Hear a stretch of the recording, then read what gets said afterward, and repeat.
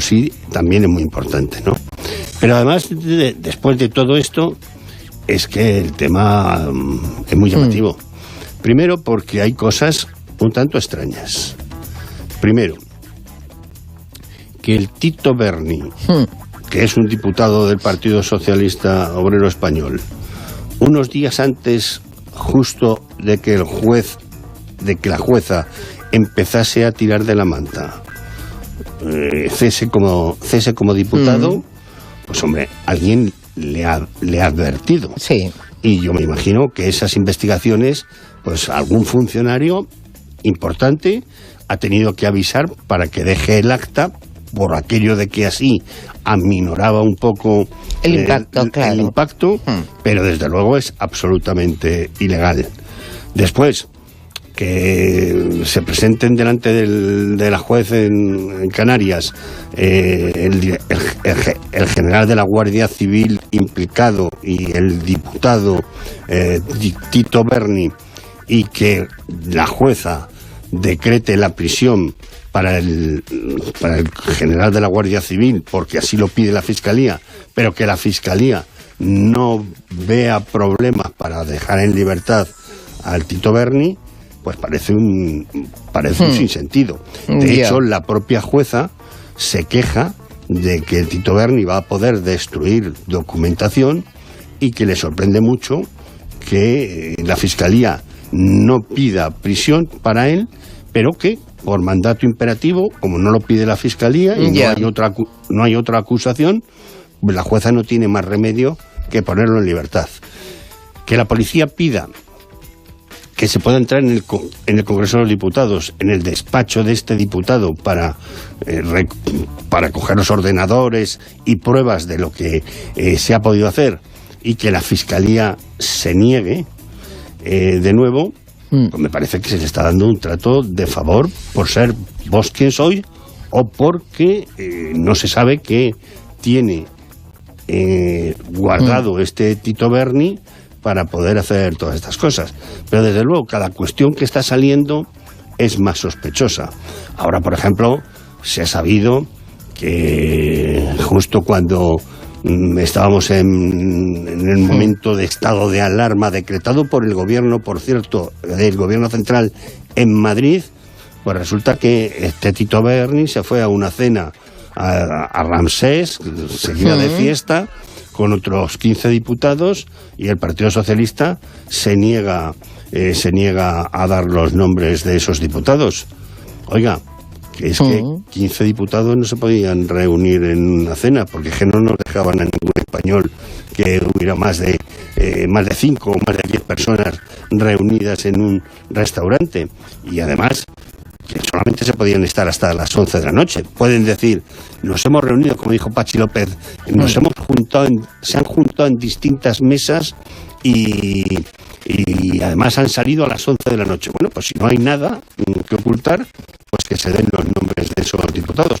Pero lo que no puede ser es que ayer llegue Pachi López, portavoz del Grupo Socialista, a una entrevista y le diga a la periodista, en este caso Susana Griso, sí, que le hace la pregunta, y a usted qué le importa, o usted ¿Qué más dará? Pues no, pues SIDA, no, efectivamente ustedes SIDA. Son diputados, estamos como estamos, y tienen que dar todo tipo de explicaciones. Y después, este es un asunto que es tan mediático, tan llamativo, tan chusco, que no es como otros asuntos de corrupción. Esto llega y enfada mucho a la opinión pública, y que prácticamente a 12 semanas de unas elecciones municipales y autonómicas ocurra esto, pues desde luego es un golpe para el Partido Socialista importante. Y la prueba está, que ahora el Partido Socialista ha puesto el ventilador y está intentando por todos los medios culpar al Partido Popular de otros asuntos con el y tú más, cuando lo que tienen es que dar explicaciones de lo que ha pasado con este hombre. Hoy, por ejemplo, en Es Diario publicamos una cosa que es muy llamativa, y es el que este Tito Berni, cuando era director general del gobierno de Canarias, resulta que director general de ganadería del gobierno de Canarias, resulta que recibía subvenciones el gobierno de Canarias para repartir entre empresarios del archipiélago canario, y subvenciones de ese tipo se las daban a la propia empresa ganadera que tenía el Tito Berni. Por tanto, el Partido Socialista ya sabía en dónde se estaba metiendo. Y es más, cuando se viene a sustituir a un diputado y entra a ser diputado, es que deja en sustitución suya a su sobrino, que es otro de los implicados como director general de ganadería allí, que es otro de los implicados en toda esta trama. Por tanto, necesitamos máxima transparencia, porque esto huele fatal. A mí lo que me sigue llamando muchísimo la atención, Antonio, es que la gente sea tan torpe. Quiero decir, que haga las cosas tan sumamente mal. Ese sentimiento que tienen algunos de a mí no me pasa nada porque usted no sabe con quién está hablando. Exactamente. Es que eso pasó en la historia. Es que tarde o temprano te pillan con el carrito del helado. Entonces, bueno, oye, me parece tan absurdo que la gente siga haciendo de su capa un sayo, que lo haga de una manera tan burda y en fin, creyendo que no les va a pasar nada, que en serio me sigue llamando muchísimo la atención. Pero fíjate, Eli, mientras pasaba esto, el gobierno y sus socios, por aquello de que querían ayudar a Esquerra Republicana de Cataluña, estaba rebajando el delito de malversación. Ya. Es incomprensible. Pues la verdad es que porque la corrupción sigue ahí. La corrupción es un problema y evidentemente no se pueden rebajar los delitos que ponen coto a la corrupción. Bueno, hemos comenzado hoy el programa a las 10 de la mañana hablando con Francisco Cabrillo, que es un experto en economía fantástico, sobre el tema ferrovial, que es otro de los escándalos que aparecen en todos los periódicos desde hace varios días. Estamos hablando de una multinacional española, en fin, muy sólida, que tiene muchísimos trabajadores, más de 5.500 aquí en España, y que ha anunciado que se marcha, que cambia su sede social a los Países Bajos, porque considera que aquí no hay suficiente seguridad jurídica, por un lado, y por otro, pues porque en Países Bajos paga menos impuestos. Eso es así. Y comentábamos esta mañana, Antonio, precisamente cómo ha ido cambiando también un poco la postura del presidente del gobierno, que comenzó, en fin, intentando a ver si a base de decir alguna cosilla, Rafael del Pino, que es el presidente de Ferrovial, daba marcha atrás. Ayer, por lo visto, ya lo dio por perdido, porque entró, en fin, a saco, a degüello contra del Pino. Bueno, vamos a ver. El problema está en que este gobierno ya lleva mucho tiempo ejerciendo un populismo que no tiene sentido de ningún tipo, es decir, donde aquí hay buenos y malos, y los buenos es la gente y los malos son los empresarios. Y al final, pues mira, pasan estas cosas, que los empresarios pueden moverse porque están en libertad para poderse mover a donde quieran. Es una faena, Rafael del Pino, evidentemente, estamos hablando de la tercera fortuna de este país. No estamos hablando de un personaje cualquiera. Y estamos hablando de una constructora que probablemente es la más importante de España. Pero que se vaya el presidente del gobierno a Dinamarca y desde Dinamarca haga unas declaraciones contra un empresario como Rafael del Pino y contra una empresa señera española, pues me llama mucho la atención. Es decir, él, que siempre se ha quejado de que se le hagan críticas a él mismo desde el extranjero por parte de la oposición, que haga esto a una empresa española desde Dinamarca en un viaje internacional, pues no tiene sentido. Que después dos ministros como Nadia Calviño o Escrivá, que son los considerados precisamente moderados dentro del gobierno, carguen de la manera que han cargado contra Ferrovial, pues es muy negativo, y es mala imagen para toda España. Bueno, ellos dicen que el problema está en que si están en la Bolsa de Madrid no pueden actuar en la Bolsa de Nueva York y por tanto no tienen menos posibilidad de financiación. Pues lo que tendría que hacer el gobierno es sentarse y resolver estos problemas para atraer cada vez más capitales a España. Pero el problema es que no se atrae capitales a España si a los empresarios los tratas de la manera que los estás tratando. Y es efectivamente. Que el Partido Socialista, ya Pedro Sánchez y Podemos está insultándolos todos los días. La parte de Podemos, es verdad, que entra a saco contra los empresarios a la mínima de lo cambio. Que le han hecho a Juan Roig o a Mancio Ortega, al propio dueño de Inditex. Sí. Es decir, que son ataques continuos a personas que lo único que están haciendo es dar trabajo en España y pagar impuestos. Bueno, cambio completamente de tema porque ya está en vigor la ley trans. Ya desde ayer, que apareció en el Boletín Oficial del Estado, bueno, pues quien quiera cambiar de sexo y se ajuste, digamos, a los requisitos que pone esa ley, se puede acercar hasta su registro civil más cercano y cambiar de sexo. ¿Cuál es el problema? Que los funcionarios, por lo menos hasta ayer, no habían recibido ningún tipo de instrucción y no sabían cómo se debían llevar a cabo esos trámites. Tenemos al otro lado del teléfono a Antonio Javier Jordán, que es presidente del sector nacional de CESIF Justicia. Javier, buenos días. Muy buenos días. Bueno, a estas horas habéis recibido ya algún tipo de información para saber cómo tenéis que actuar ante cualquier persona que se presente y dice, buenas, vengo a cambiarme de sexo. Pues ayer por la mañana los registros civiles fueron recibiendo unas instrucciones que la misma Dirección General de Fe Pública y Seguridad Jurídica, que depende del Ministerio de Justicia, califica de provisionales o de básicas, porque además nos dice que está en contacto con el Ministerio de Igualdad para completar esas instrucciones, concretarlas, especificar más los apartados y las cuestiones que hay que trasladar a los ciudadanos y territorializarlas, porque hay ley trans en varias comunidades autónomas. Y estamos a la espera de que se concreten esas instrucciones.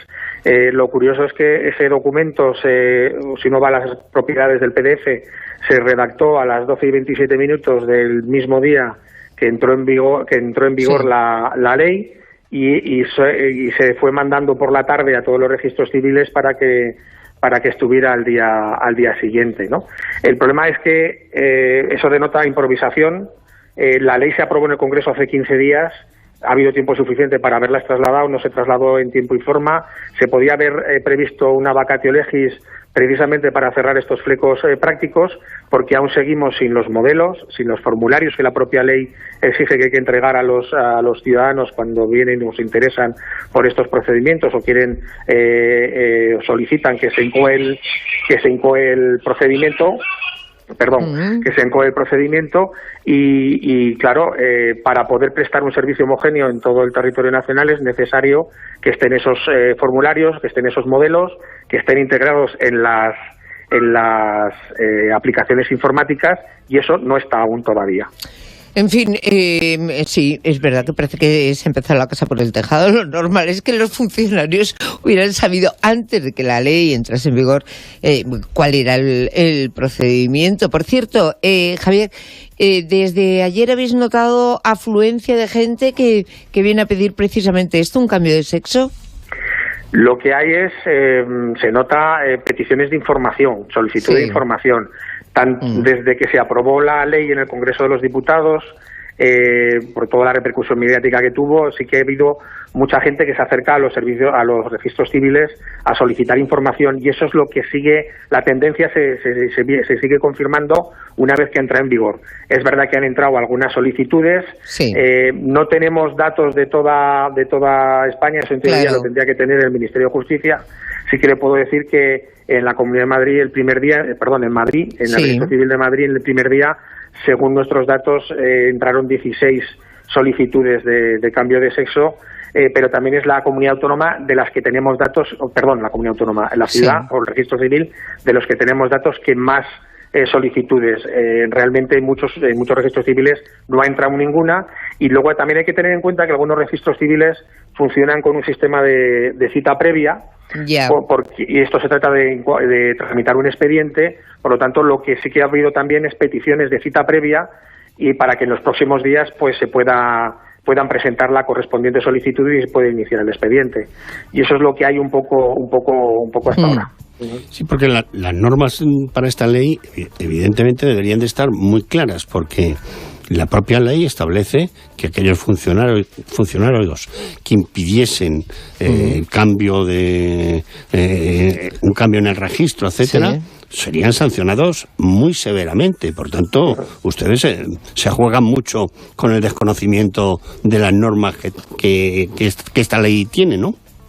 Claro, y sobre todo porque la ley también nos impone nos impone la obligación de informar a los ciudadanos que solicitan el cambio de sexo sobre las consecuencias jurídicas de ese cambio de sexo. Es una cuestión muy delicada, es una cuestión muy sensible y queremos hacerlo bien, queremos no meter la pata, no solamente por la sanción que nos puedan imponer en el caso de que estemos en curso de alguna infracción del tipo que usted acaba de comentar, sino porque queremos prestar un servicio de calidad, y para eso necesitamos que nuestra administración, nuestro empleador, nos dé los instrumentos necesarios y que nuestros políticos se den cuenta que no solamente se trata de aprobar leyes y salir en la televisión o en la radio o en los medios diciendo que hemos aprobado leyes, que somos los más estupendos, que damos derechos a los ciudadanos, que está muy bien y nosotros también lo aplaudimos, pero que también se preocupen de que sus leyes del Congreso de los Diputados necesitan de una aplicación práctica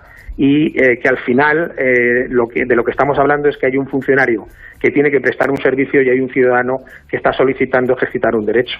Y para eso se necesitan esos medios.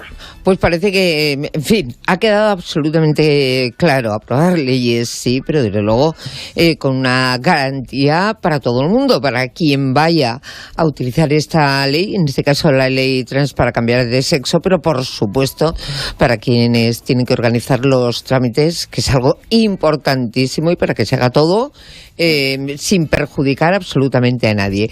Javier Jordán, presidente... Si me permite, simplemente apuntar, apostillar una cosa de lo que usted ha dicho.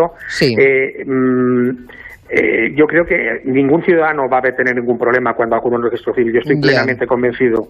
Y lo que quiero poner en valor es que los empleados públicos, una vez más, están por delante de su administración y de sus políticos, y porque están tirando de ingenio, están haciéndose sus propios modelos, están haciendo sus propios formularios y están intentando canalizar ese ejercicio de los derechos, algo que no debería ocurrir, porque lo lógico es que tuviéramos ya ese material, pero se está haciendo, y eso también tenemos una sensación de abandono y una sensación de, si me permite la expresión, de cabreo.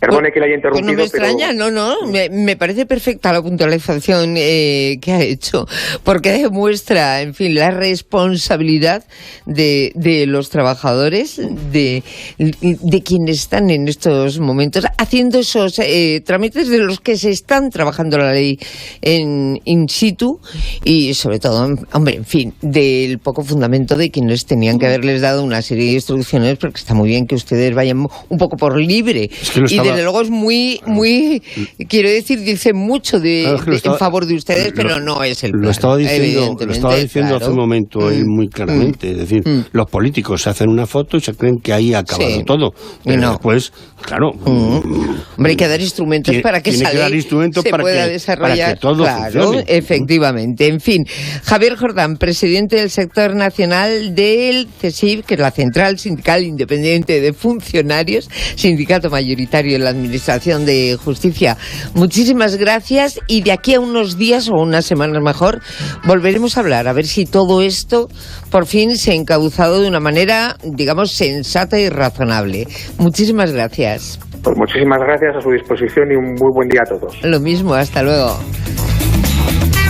En fin, Antonio, la ley trans va a traer consecuencias.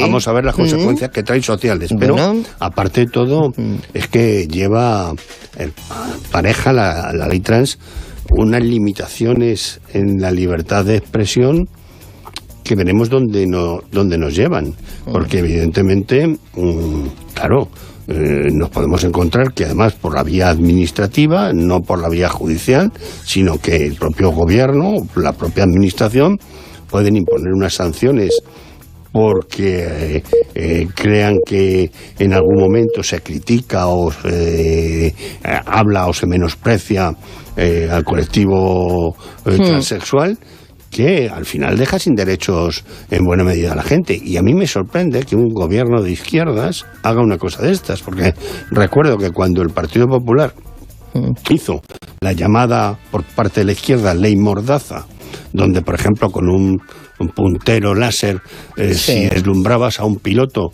te podían sancionar administrativamente.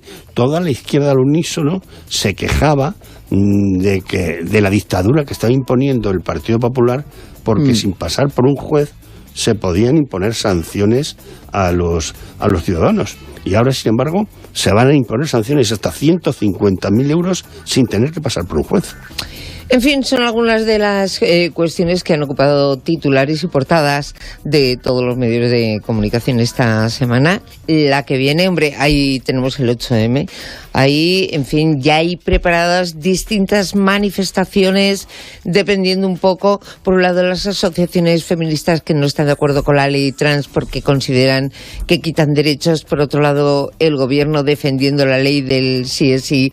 Por otro lado, quienes creen que es una barbaridad, que yo creo que son la mayoría, que 700 y pico condenados por agresiones o por abusos sexuales se estén beneficiando de la ley. En fin, nos espera un 8 de marzo, Antonio, muy movidito, que tendremos que comentar la semana que viene. Fíjate, Eli, que es complicado, porque si en algo estamos de acuerdo prácticamente todos los españoles, es en defender la igualdad de las mujeres. Pero cómo no. Y que esta izquierda haya creado el cisma que ha creado dentro del feminismo y dentro de las personas que defienden la igualdad de las mujeres, para que haya dos manifestaciones, una pidiendo la dimisión de Irene Montero y otra a favor de Irene Montero. Vas de entrada, veremos a ver. Me parece que es destrozar un movimiento que ha sido muy costoso. Pues sí, pues conseguir.